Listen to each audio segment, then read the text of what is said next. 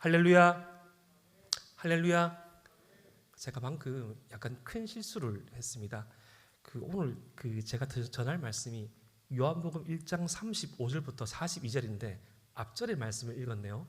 근데 설교를 하는데 전혀 지장이 없으므로 안심하시고 오늘 말씀 나눴으면 좋겠습니다. 여러분, 그러한 때가 있습니다.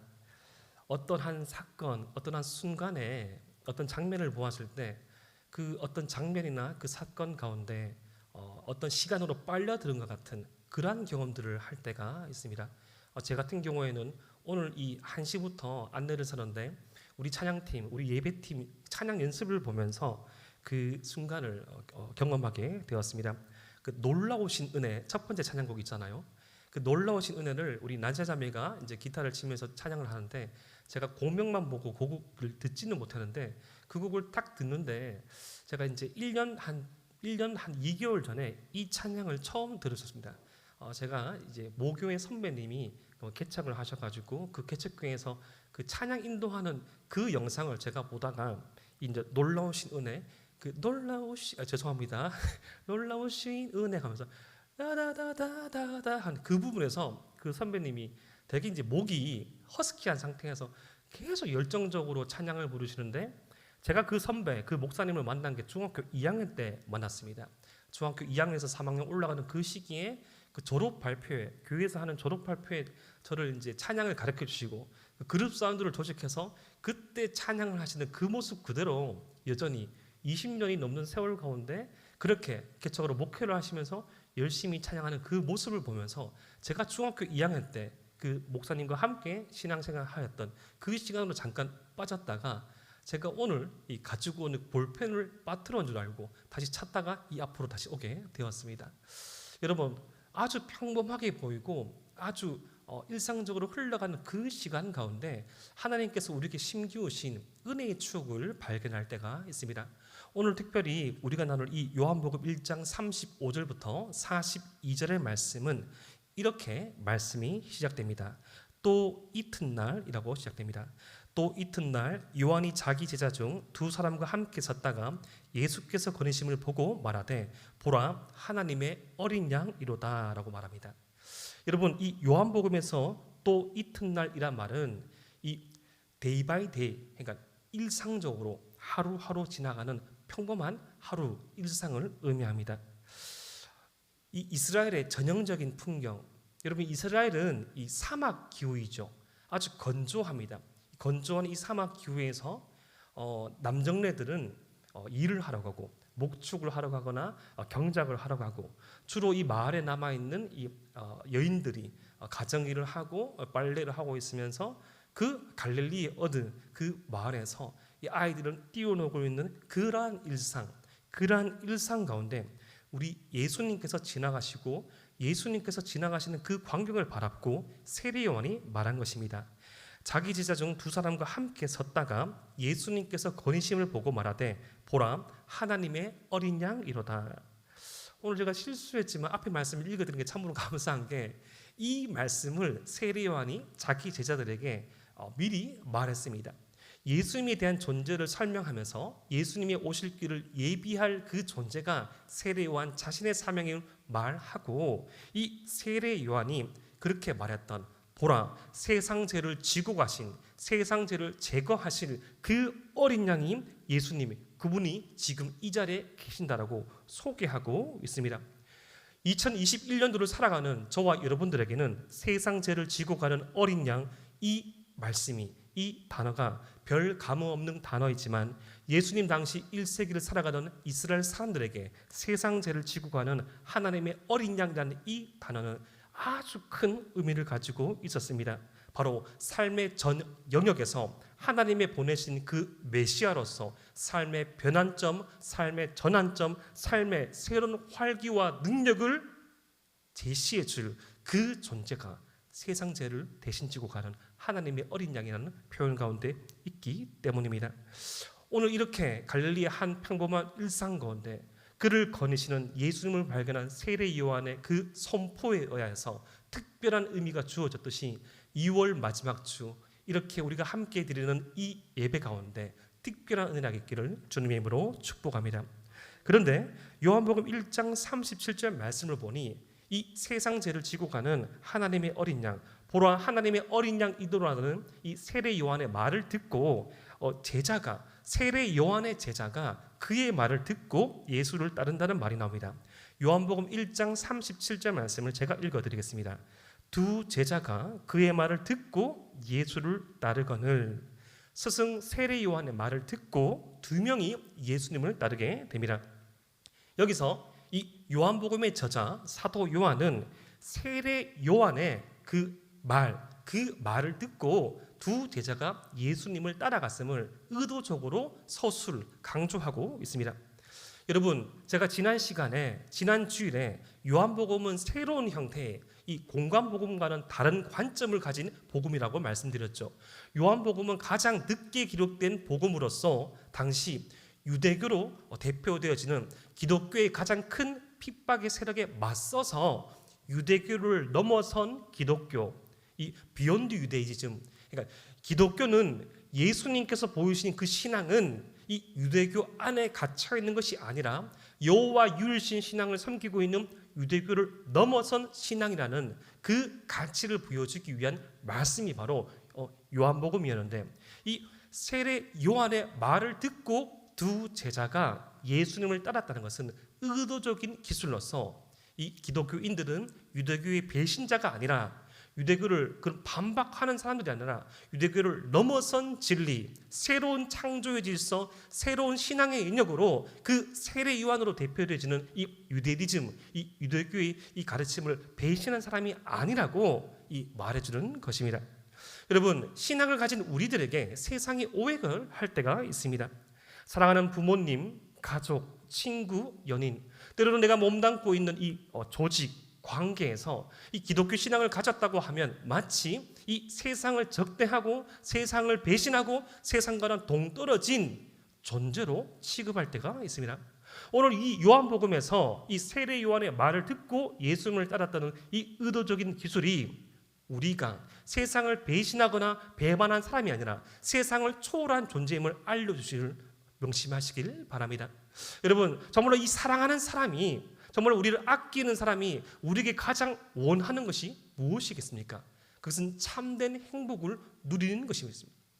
이 유대교로 대표되어지는 이 이스라엘의 오랜 수천 년 전의 전통, 이 전통을 마치 무시하고 마치 이 전통을 공격하고 이 전통을 없애려는 사람으로 기독교인들은 취급받고 오해받았는데, 하나님께서 이 토라의 말씀, 신명기를 비롯한 모세오경의 말씀을 통해서 그토록 주시고자 했던, 보라 이스라엘이여 너는 행복자라고 말하는 그 참된 행복을 실현하고 참된 행복을 누릴 수 있는 길이 기독교 안에 있으므로, 기독교는 유대교의 배신자가 아니라 유대교를 초월한, 넘어선 참된 행복을 제시하는 그 신앙으로 요한복음 말씀은 제시되고 있는 것입니다. 여러분, 명심하십시오. 여러분들은 세상을 버린 사람이 아닙니다. 세상을 초월한 사람, 세상의 가치를 넘어선 사람으로 이 여러분들의 주위에서 여러분의 신앙을 알아주지 못하는 사람들에게 내가 참된 행복을 누리고 있노라고 보일 수 있어야 합니다. 그런데 이 스승 세례 요한의 말을 듣고 예수님을 따르는 이 두 제자가 어딘가로 향하시는 예수님을 또복또복 따라갑니다. 여러분, 예수님 당시 스승과 제자의 관계는 이러하였습니다. 예를 들어서 이 세례 요한파, 나사렛 예수파, 이런 파가 있으면 그 밑에 이 문벌 학파가 있습니다. 그런데 이 스승을 따라가는 제자는 며칠 동안, 짧으면 며칠, 길게면 몇 주, 그 스승의 행적을 보고 연구합니다. 왜냐하면 제자가 되어 스승을 따른다는 것은 그 스승의 가르침에 자신의 전생애를 바치는 것이기 때문입니다. 제가 일전에 한번 설교 때 그런 말씀을 해드렸죠. 당시 이 로마의 황제를 추종하는 사람들이 있다고요. 예를 들어서 네로 황제를 추종하는 네로 황제의 제자들은, 그들은 네로 황제를 만나본 적이 없지만 그 실제로 로마를 갔다 온 사람들에게, 그런 원로원들에게, 그런 어떤 공화정에 있는 그런 귀족들에게 들은 그 말로써 이 네로 황제의 헤어스타일, 이 단발머리를 흉내내고 심지어는 그가 가지고 있는 이 머리 색깔까지 염색하면서 흉내내면서 그의 말투, 그의 의식주, 그의 사상과 생각대로 살아가던 이 네로 황제의 숭배자가 있습니다. 그의 이 정치적인 가르침에 목숨을 건 사람들이 바로 네로 황제, 아니면 또 다른 이 카이사르의 이런 황제의 제자들이라고 일컬음 받았다는 것이죠. 예수님의 제자가 된다는 것은 단지 예수님의 한 번의 말씀을 듣고 좋아서 그 말씀을 할 때만 그곳에 머물고 예배를 드리는 것이 아니라, 내가 과연 이 예수님이라는 이 선생의, 예수님이라는 이 가르침에 내 삶을 걸만한 것인지, 내 삶을 바칠 수 있을 것만한지에 대해서 연구하고 견주어보고 유심히 살펴보는 시간이 필요했던 것입니다. 당시 스승과 제자의 관계는 그러했습니다. 여러분, 오늘 우리 신앙을 한번 살펴보길 원합니다. 우리와 예수님의 관계는 어떠합니까? 나의 부모님이 가진 그 신앙으로 내가 오랫동안 머물렀던 이 공간에서 배운 이 말씀이기 때문에 내가 마치 봄비를 적시는 대지를 적시는 봄비처럼 아주 의식하지 않고 적셔지는 은혜를 받을 수도 있습니다. 하지만 내가 믿고 있는 이 진리가 과연 내 인생을 걸 가치가 있는지, 정말 내가 그렇게 소중히 여기는지, 내가 정말 주님을 사랑하는지, 내가 주님의 무엇을 사랑하는지를 탐구해보고 질문해보고 고민해보고 기도해보는 시간이 필요하다는 것입니다. 여러분, 예수님의 그 생애를 기록된 성경 말씀을 펼쳐보고 그 말씀이 과연 그러한가 연구하고 묵상해 본 적이 있습니까? 아니면 내 감정에, 내 눈에 들어오는 말씀만 읽어보고 열어보지는 않았습니까? 이 찬양팀의, 예배팀의 이 찬양의 가사와 이 곡조에 질문을 던져봤습니까? 과연 내가 드리는 이 찬양의 가사와 이 곡조 가운데 실려 있는 신앙의 고백이 나의 고백이 될 수 있는가라고 질문을 던져봤냐는 것입니다. 질문하고 확인하고 주 안에서 답을 찾는 것이 균형 있는 건강한 신앙임을 잊지 마시길 바랍니다. 얼마의 시간이 지났을까? 그렇게 요한의 두 제자들이 예수님을 뚜벅뚜벅 따라가던 그 시간이 얼마 되었을까? 예수님께서 자신을 따라오는 이 두 남자를 의식하고 이렇게 말씀하십니다. 우리 요한복음 1장 38절 말씀, 요한복음 1장 38절 말씀을 함께 읽어 보시겠습니다. 시작. 예수께서 돌이켜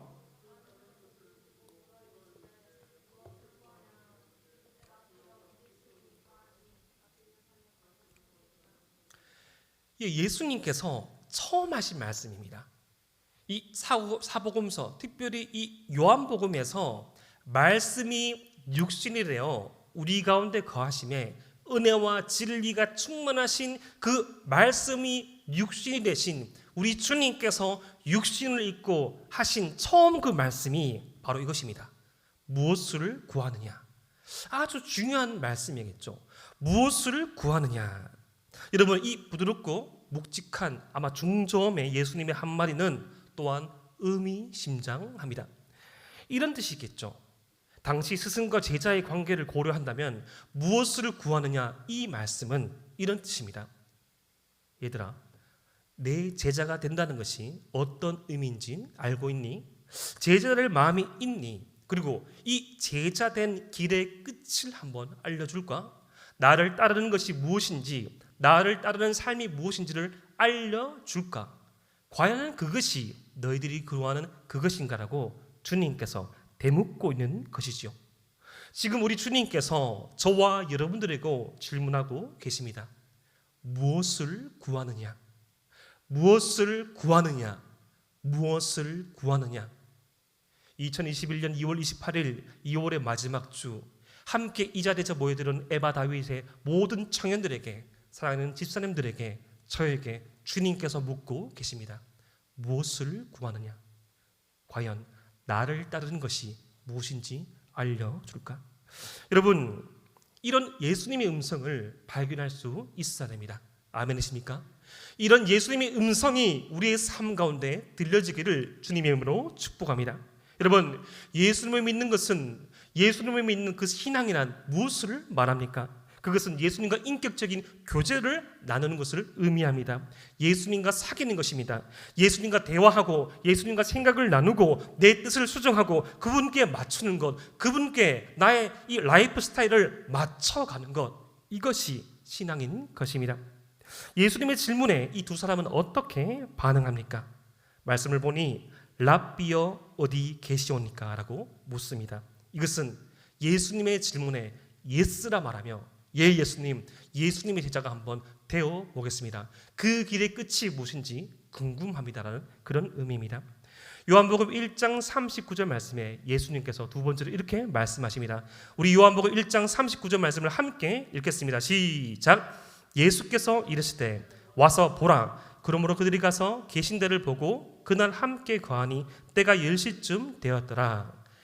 예수님과 함께 하고 싶다는 이 두 사람의 말에 예수님께서는 오케이 수락하시면서 자신이 있는 곳에 와 보라고 말씀하십니다. 여러분 지금도 그러하지만 자신의 거처를 공개하는 거, 자신의 집으로 초대하는 거, 자신의 집에 초대해서 함께 식사를 하고 대화를 나누는 거 아무개나 할 수 있는 것은 아니죠. 특히 여러분 코로나19의 상황 가운데 그것이 얼마나 어렵습니까? 원래는 저는 저희 집을 오픈해서 그렇게 같이 교제를 하는 것을 좋아하지만 이미 저희 집 식구가 4명이거든요. 그럼 1명밖에 못 오죠, 맞죠? 그런 세상이 되었습니다. 설날이 되어서 여러분들 어떻겠습니까? 설날에 구정명절에 어떻게 스파이 작전 안 했습니까? 누가 볼까 말까 이모댁에 먼저 갔다 오고 그 다음에 또 뭐 둘째 이모가 오고 그런 식으로 했다는 지체를 있던데 사람을 초대한다는 거 자신의 거처를 보여준다는 것은 그와 함께 이 멤버십을 넘어선 또 다른 이 가족됨을 의미합니다. 더욱더 친밀한 관계로 이 마음이 있음을 우리 주님께서 보이신 것이죠. 그런데 이 39절 후반부 말씀을 한번 주목하기 원합니다. 그날 함께 거하니 때가 10시쯤 되었더라. 여러분 이스라엘의 10시는 여기서 6시간을 더해야지 한국의 시간입니다. 그러니까 오후 4시쯤 되었습니다. 여러분 오후 4시가 이스라엘에서 어떤 의미일까요? 자꾸 질문해서 죄송합니다. 여러분 이 정기가 없던 이런 사회에 오후 4시는 어떨까요? 여러분 혹시 군생활 해본 지체들 떠올리기 시간 군생활 계속 질문해서 죄송합니다. 군대에서 어떤 뭐 이게 혹한기 훈련에서 더 생각하기 싫죠. 그런 곳에서 야행을 할 때 한 오후 4시 지나면 어떤 현상이 발생하는 거 아니 전기가 없는 곳에서는 좀 있으면 어둠이 깔려옵니다. 제가 예전에 신학대학원 이 시험을 준비하던 그 시간대쯤 한 28살 때쯤 제가 이 동원 훈련을 2박 3일 간 적이 있습니다. 2박 3일. 이 803에서 다른 지역으로 이동해서 2박 3일 갔는데 그때는 예비군들이 되게 순수했어요. 출발할 때 다 핸드폰을 반납하라 하더라고요. 다 반납했습니다. 다 반납하니까 훈련이 17시, 5시에 마치는데 5시 되고 밥 먹이고 난 다음에 그 다음날 7시까지 계속 할 게 없는 거예요. 그러니까 신기한 게 오후 5시부터 그 다음날 7시까지 다 밤이에요.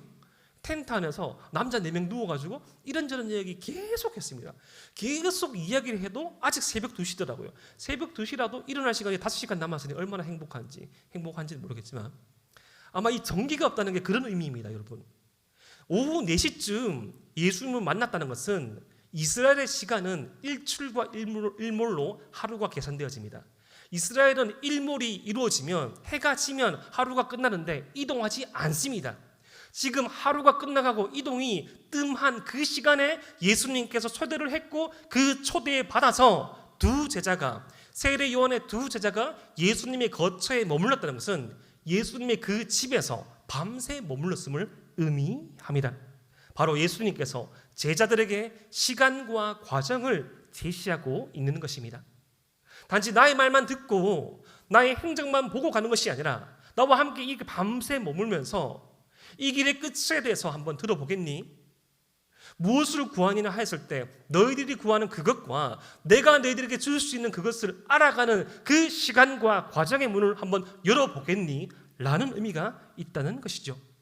여러분 지금도 예수님께서는 믿는 자에게 시간과 과정을 주십니다. 우리가 성인이 된다 하여서 우리가 고려를 하여서 가정을 이룬다 하여서 어떤 직책과 어떤 신분의 변화가 생긴다 하여서 모든 것을 할 수 있는 존재가 우리가 아니죠. 엄마가 되고 아빠가 되고 신부가 되고 신랑이 되는 것 그것만으로 되는 것이 아니라 시간과 과정이 필요하다는 것입니다.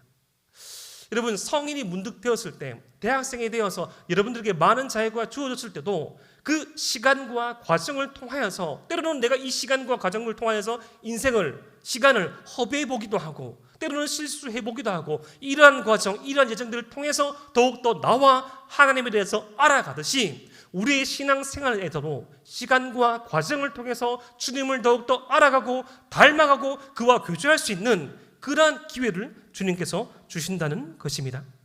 그런데 이 시간과 과정을 무시하고 시간과 과정을 생각하지 아니하고 예수님을 알아가는 시간을 투자하지 아니하고 내가 예수님을 알아가는 그 과정을 생략하고 내 상황이 좋을 때, 아니 내 상황이 절박할 때만 주님을 찾고 내가 괴로울 때, 내가 힘들 때만 주님을 바라보며 나의 이 절박한 조건을 주님께서 해결하시는 그 대상으로만 생각한다면 그는 우리에게 절대자가 될 수 없습니다. 여러분, 이 하나님이라는 것은, 신앙이라는 것은 어떤 관계를 무시하고 결과만을 구하는 대상이 아닙니다. 그것은 아주 미개한 신앙, 바로 토템과 같은 것이죠. 여러분, 토템이 뭡니까? 하나의 토템을 만들어 놓고 이 중간에 영매를 끼워두고 계속 자신의 소원을 빕니다. 비나이다, 비나이다, 비나이다, 천지신명기 비나이다, 등남하게 해달라고, 재물을 얻게 해달라고, 우주의 기운으로 모든 것들로 나에게 엄청난 능력을 달라고, 자신이 필요한 이 조건만을 충족해 달라는 것은 진정한 신앙의 자세가 아니라는 것입니다. 여러분, 외형적인 자극, 이 환경적인 요인의 충족으로만 인간은 행복해 줄 수 있는 그런 단순한 존재가 아닙니다. 웬고하니 인간은 사육의 대상이 아니기 때문입니다. 인간은 사육의 대상이 아니라 사랑할 대상이고 양육할 대상이기 때문입니다. 이것을 우리에게 말씀하시고자 하던 주님께서 이 사막에서, 광야에서 40일 금식 이후 돌을 떡으로 바꾸라는 사단의 시험에 대해서 이렇게 말씀하십니다. 마태복음 4장 4절 말씀, 예수께서 대답하여 이르시되 기록되었을 때 사람이 떡으로만 살 것이 아니요 하나님의 입으로부터 나오는 모든 말씀으로 살 것이라 하였느니라 하시니, 인간의 육체적인 충족, 환경의 개선, 상황의 개선보다 더욱더 중요한 것은 하나님의 말씀이라는 이 진리의 말씀을 붙잡고 그 안에 거하는 것, 그 진리의 말씀으로 주님을 더욱더 알아가는 것, 진리의 말씀에 비춘 나의 삶이 얼마만큼 연약하고 제한적이고 부족한가를 알지만 이런 우리를 조건 없이 사랑하시고 이런 우리를 하여서 한 분 아들이신 예수 그리스도를 이 땅 가운데 허락하심으로 그를 구원자와 주인으로 맞아들이는 모든 자들에게 은혜의 길을 열어주시고 그 구원을 우리의 생애를 통해서 이루어 가심을 말씀을 통해서 알아가고 살아가는 것, 그것을 하나님께서 행복의 방편으로 주셨다는 것입니다. 여러분, 오늘 예수님을 만난 이 세례 요한의 두 제자들은 드디어 그 행복의 문을 연 것입니다. 삶이 무엇인지, 선민 이스라엘 이 상황이 왜 이러한지, 여러분, 지금 우리가 이렇게 고민하고 지금 우리가 신앙을 가지고 세상을 바라볼 때 힘들고 절박하고 고민이 많은 것처럼, 아니 그 이상으로 많은 질문과 어려움 가운데 거하던 사람들이 바로 예수님 당시의 이스라엘 사람이었습니다. 여러분, 우리는 이 이스라엘 민족으로부터 출발된 사람으로부터 이어져서 이 말씀을 받아들였지만 이스라엘은 직접 하나님의 선택을 받은 선민이었습니다. 선택받은 민족. 그런데 어떻게 하나님의 선택을 받은 유일무이한 그 민족이 그들의 조상의 잘못으로 말미암아, 잘못된 이 배교의 역사로 말미암아 인간 취급하지도 않는 로마 제국의 다스림을 받게 되었는지, 주님의 그 현현과 임재와 충만함을 직접 본 사람들이 자신의 조상이며 자신의 어비의 어비이며 자신의 아비의 아비였던 그 이스라엘 백성들에게 어떻게 하나님께서 이런 고난과 슬픔과 인내와 연단의 시간을 수천 년 동안 허락하셨는지 질문하고 고뇌하고 몸부림치고 또 몸부림친 그 질문들을 주님 앞에 쏟아 부었을 것입니다.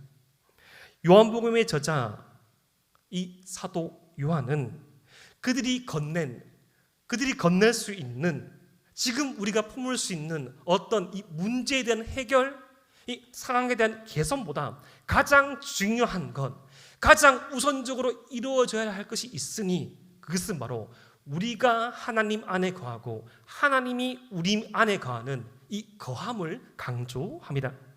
신앙이나 무엇이며 예수님을 믿는 것이 무엇인가 하였을 때 그 질문에 예수님께서는 거하는 것이라고 말씀하십니다. 요한복음 15장에 이 말씀이 잘 드러납니다. 요한복음 15장 4절부터 5절 말씀을 우리 함께 한번 읽어봅시다. 시작. 내 안에 거하라. 나도 너희 안에 거하리라. 가지가 포도나무에 붙어있지 아니하면 스스로 열매를 맺을 수 없음 같이 너희도 내 안에 있지 아니하면 그러하리라.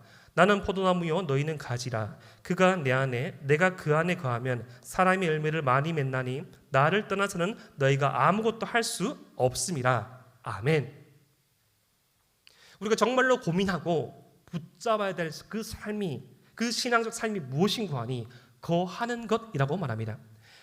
같이 사는 것, 먹고 자고 씻고 같이 걷고 멈추고 달리고, 몸이 멀면 마음이 머는 그런 관계가 아니라 내 조건을 충족해 주지 못하면 실망하고 돌아서는 그러한 관계가 아니라 같은 방향을 바라보며 함께 살아가는 것, 같은 뜻, 같은 마음, 같은 말을 하면서 몸이 멀더라도 비대면을 하더라도 마스크로 우리 입을 가리더라도 자유롭게 예배드리지 못하더라도 사랑하는 이들이 5명 이상 모이지 못하더라도 우리 안에 내주하시며 우리 가운데 거하시는 그 하나님으로 말미암아 살아가는 것. 때로는 나의 상황과 때로는 나의 환경이 불편하며 이 불편이 부르기까지 이어지기까지 고통이 극심하지만 내 안에 살아계신 그 하나님으로 말미암아 행복해 할 수 있는 것, 그것이 바로 거함이라고 요한복음에서 요한은, 주님은 말씀하십니다. 어떻게 유한하고 제한적인 인간이 너무나 많은 변수와 아픔, 너무나 많은 상처와 너무나 많은 어려움이 있는 이 세상을 살아갈 때 이 세상을 바라보며 천국이라고 말할 수 있을까요? 이 세상에 천국이 임했다라고 주님은 말씀하셨을까요? 그 비결은, 그 비밀은 바로 거함에 있기 때문입니다.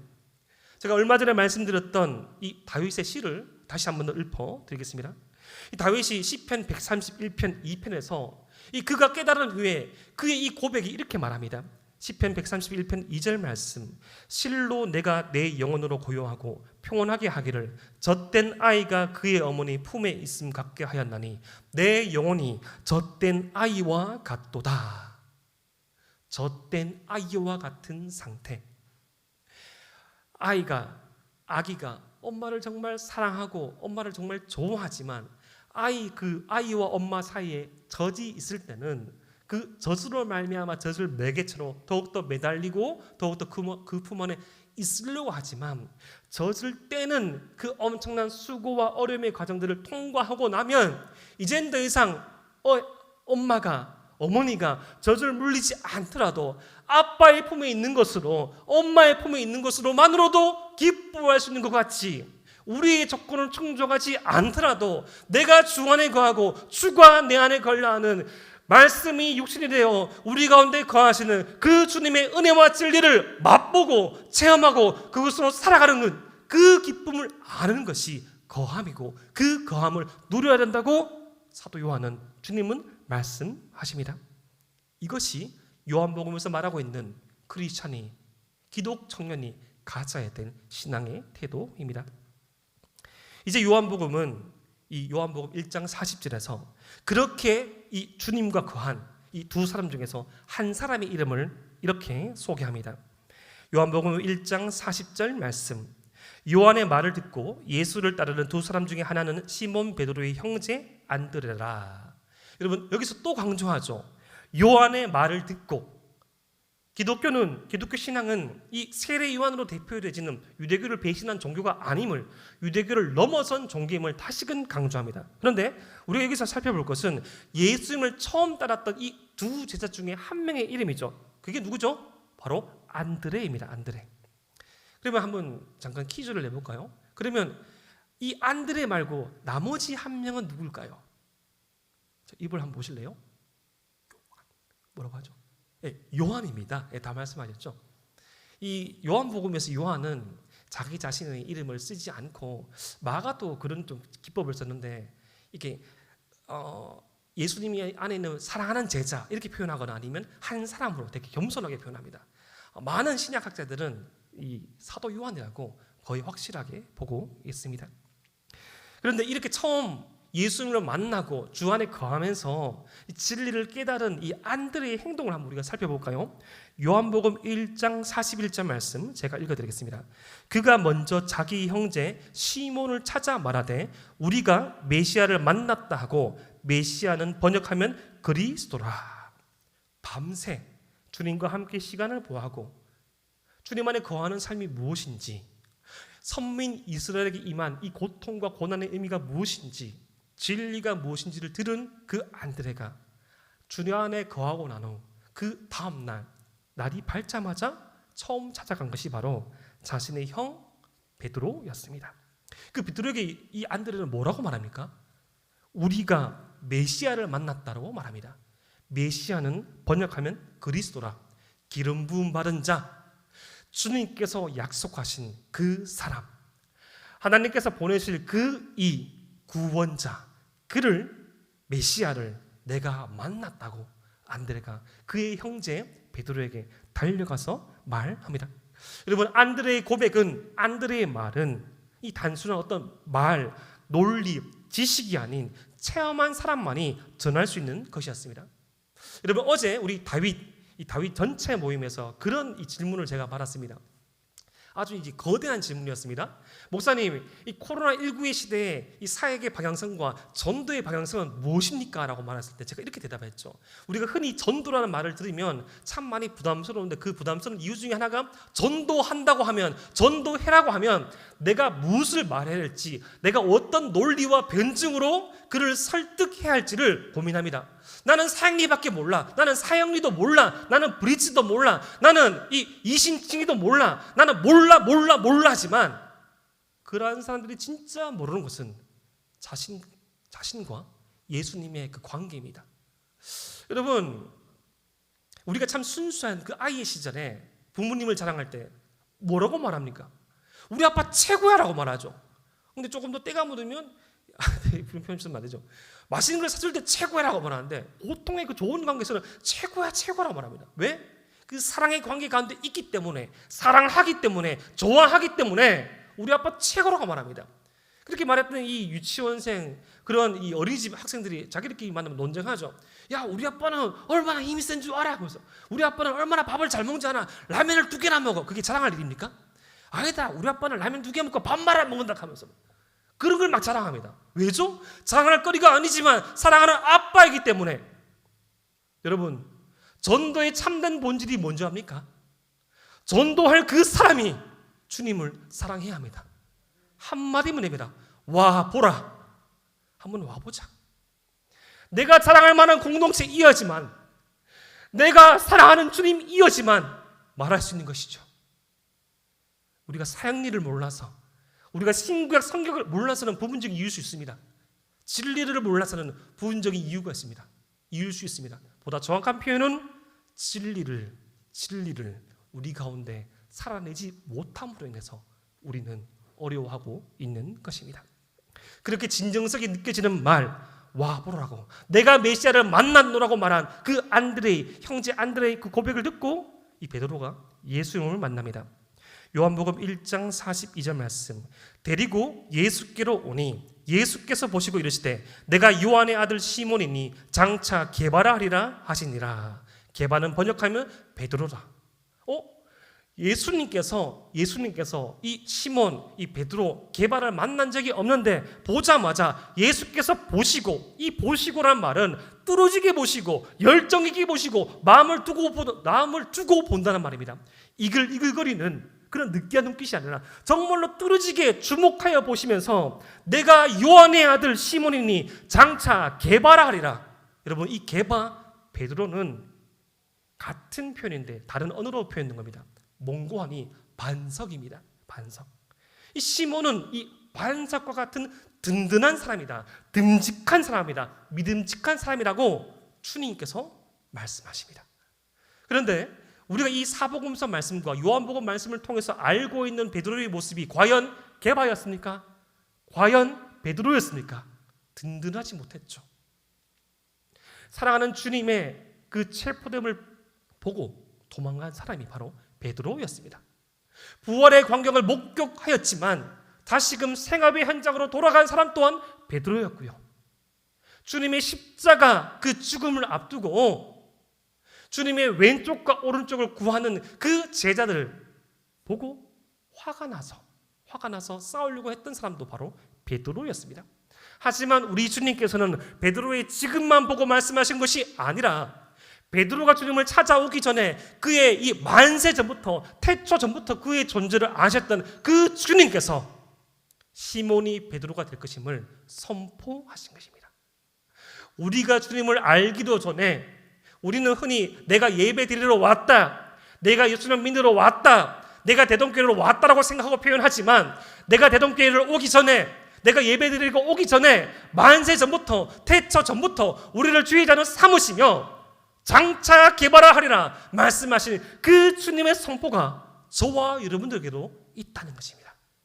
지금은 비록 게바 같은 모습이 없지만, 지금은 비록 베드로와 같은 반석과 같은 모습이 없지만 여전히 요한의 아들 시몬과 같은 연약한 인생, 셈이 많고 화가 많고 좌절하고 낙심하고 낭망하고 너무나 쉽게 말 한마디에 좌지우지되는 연약한 우리의 인생이지만, 그러한 인생이라고 말씀하는 것이 우리 주님의 말씀이 아니라 개바라 하리라, 개바가 될 것이라고 말씀하시는 그 주님의 복음 앞에 우리의 존재가 있다는 것을 명심하십시오.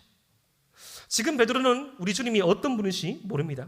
하지만 개바라 부르는 그 순간 새로운 존재의 변화는 개바 안에서, 베드로 안에서 시작되었습니다. 그리고 그 베드로는 주님의 바람처럼 그가 지은 베드로 전설을 보면 도저히 이때는 상상할 수 없는 그러한 수준, 신의 성품, 하나님의 성품을 논하는 사람까지 그리스도의 장성한 분량에 이르기까지 성장하고 성숙하게 됩니다.